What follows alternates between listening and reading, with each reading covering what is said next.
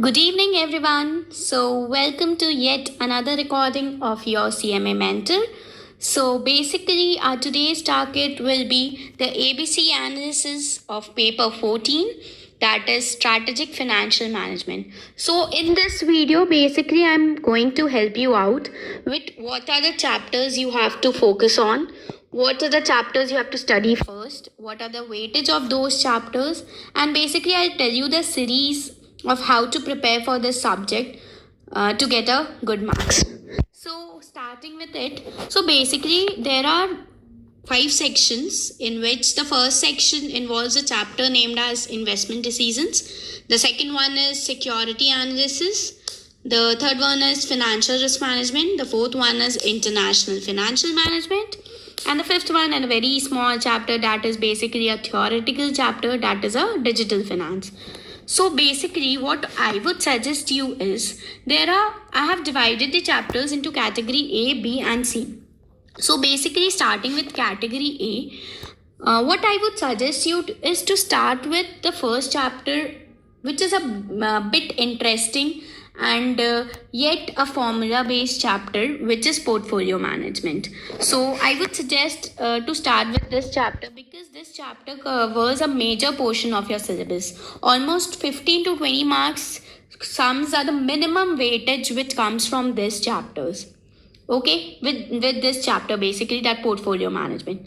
The second one I would suggest you to go for is derivatives, which is, according to me, the students find it difficult to read this chapter. But what I would suggest you is, once go through this chapter from your study material, go through a YouTube random video of a good teacher, and then what I would suggest you is go through the entire sum of the study material of CMA Institute. And I would 100% guarantee you that the questions will be from those sums only. The institute repeatedly gives the same questions which has been asked in the previous years. There might be 5 to 10% chances that they may frame a new question. So basically, I would suggest you, for entire SFM, what you need to do is first go through the study material questions, then go through the past year questions, and go for RTP and MTP. This is more than enough for your preparation for December 24. If you go with this flow, I can guarantee you'll score an exemption in this subject. Yet, the third chapter which comes under category A is mutual fund. Mutual fund is a chapter which is a very easygoing chapter. There are almost 5 to 6 types of sums which are repeated each and every time in the CMA exams, basically.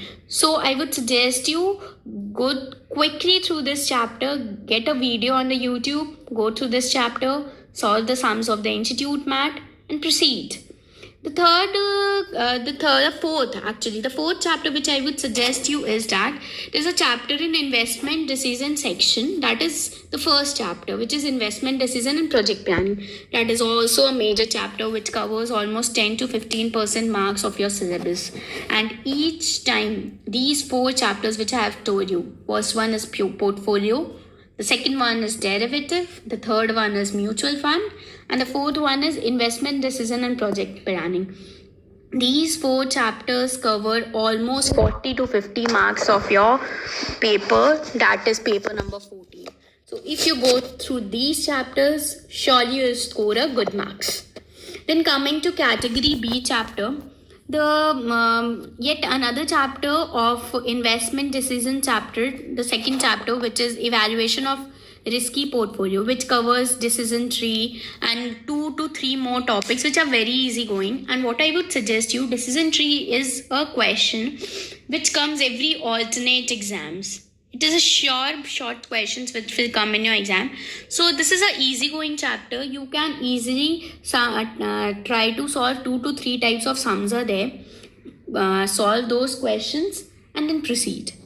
Then yet another category B chapter is leasing, which is also a part of investment decision chapter, which has a probability like, if it comes in exam, it comes a full-fledged question of 14 marks. And if it doesn't come, then you'll not find even a single question in the paper regarding this chapter, but it is yet an important chapter. I would never suggest you to leave this chapter and go for exams. Then comes a hypertension chapter for everyone, that is forex. What I would suggest for this chapter is just learn the basic things of these chapters, like how to convert, then how to go for multiple conversion, so that you can score good marks in your MCQ basically, because MCQ also contains 1 or 2 MCQ. There is a MCQ based on forex. And also what I would suggest for this chapter is, if you don't want to study the entire chapter, go through the past year questions, because what I have seen is that institute repeats questions from this chapter basically, that is forex.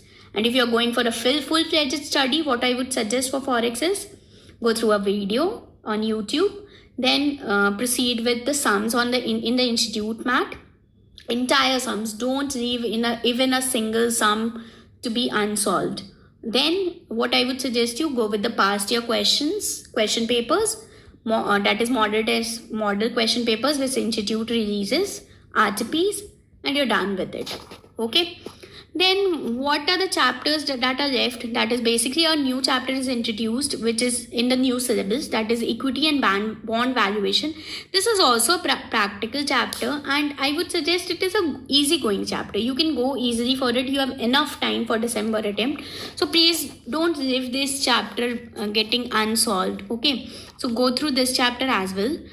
There's a chapter which is a theoretical chapter, which is securitization. What I would do for you for this chapter is that I'll prepare a notes for you and I'll post on the Telegram channel. Go through those notes, and your basically one theory question may come from this chapter.